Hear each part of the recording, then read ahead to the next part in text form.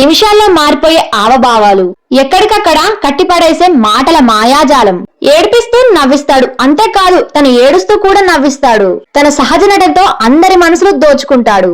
తన మాటలతో భయపెట్టి అందరి మనసు మెలిపెడతాడు. అతనే మన కోట శ్రీనివాసరావు గారు, మన తెలుగువారి అభిమాన అగ్రనటుడు.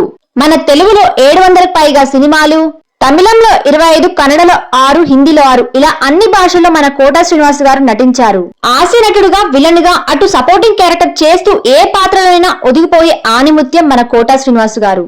అలాంటి విలక్షణమైన నటుడు కన్నుమూయడంతో మన టాలీవుడ్ ఇండస్ట్రీ శోక సముద్రంలో ఉంది.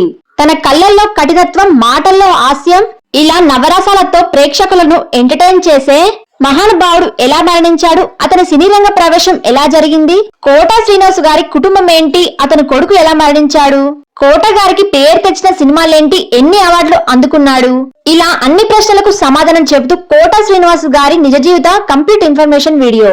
1945 జూలై 10న కృష్ణా జిల్లాలోని కంకిపాడు అనే గ్రామంలో కోట శ్రీనివాస్ గారు జన్మించాడు. 10వ తరగతి తర్వాత విజయవాడలోని SRR గవర్నమెంట్ కాలేజీలో చేరాడు.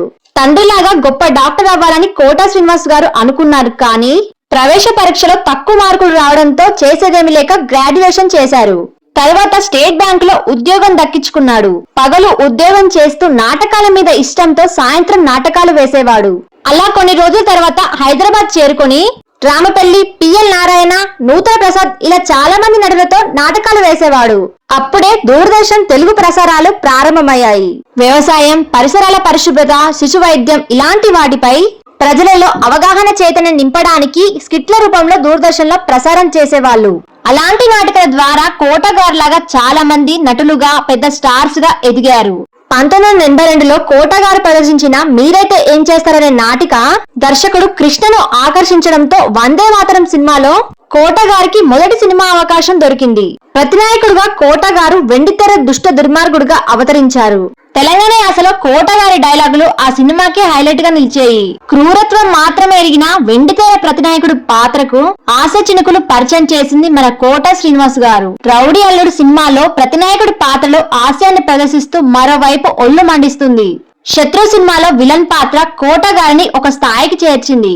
గాయం సినిమాలో దుర్మార్గుడైన రాజకీయ నాయకుడిగా సామాన్యుల గుండెల్లో వణుకు పుట్టించాడు. అన్నిటికీ మించి గణేష్ సినిమాలో కోట గారు పోషించిన విలన్ పాత్ర ప్రతినాయకుడు విశ్వరూపానికి పాత్రిక. ఈ సినిమాతో కోట గారికి మరింత పేరొచ్చింది. ఇంకా బాబు మోహన్, కోట శ్రీనివాస్ గారి కాంబినేషన్ కామెడీ గురించి చెప్పనవసరం లేదు. బాబా బాంబర్ది అనే సినిమాతో వీరి కాంబినేషన్ స్టార్ట్ అయింది. వీళ్ళ ఇద్దరి కాంబినేషన్ కామెడీ ఆ సినిమాకే హైలైట్ గా నిలిచేది. సినిమాలోనే కాదు, నిజ జీవితంలో కూడా వీళ్ళిద్దరు మంచి స్నేహితులు. ఘటోత్కచుడు, దేవిపుత్రుడు సినిమాలో మాంత్రికుడుగా నటించి అందరి మెప్పును పొందాడు.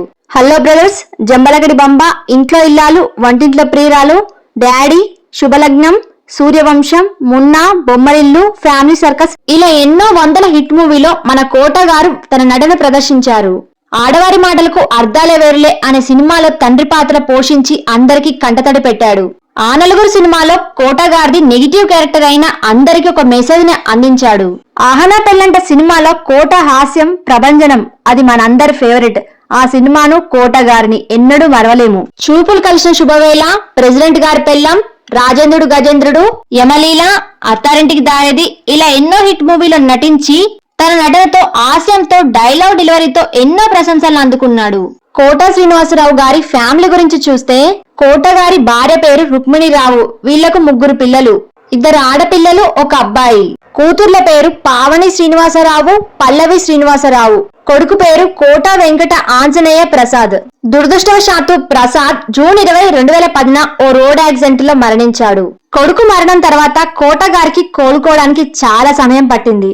కోట ఆంజనేయ ప్రసాద్ సిద్ధం అనే మూవీలో యాక్ట్ చేశారు. కోట శ్రీనివాసరావు గారి అద్భుతమైన నటనకు 9 నంది అవార్డులు, 1 సైమా అవార్డు, ప్రతిష్టాత్మకమైన అల్లు రామలింగయ్య అవార్డుతో పాటు కేంద్రం నుండి పద్మశ్రీని కూడా 2015లో పొందారు.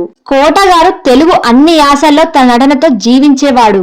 అలాంటి గొప్ప నటుడు గత కొంతకాలంగా అనారోగ్యంతో బాధపడుతూ 83 ఏళ్ల వయసులో 2025 జూలై 13న ఆదివారం తెల్లవారుజామున ఫిలిం నగర్ లో తన నివాసం వద్ద తుది శ్వాసను విడిచాడు. కోట గారు తన కోటాని ఇక్కడ ముగించుకుని స్వర్గస్థుడైనా మన అందరి మధ్యలో తన కోట అలాగే ఉంటుంది. కోట గారి ఆత్మకు శాంతి చేకూరాలని కోరుకుంటూ మనస్ఫూర్తిగా ప్రార్థిస్తున్నాను. కోట గారి యాక్టింగ్, కామెడీ నచ్చినట్లయితే please like and subscribe my channel. Thanks for watching.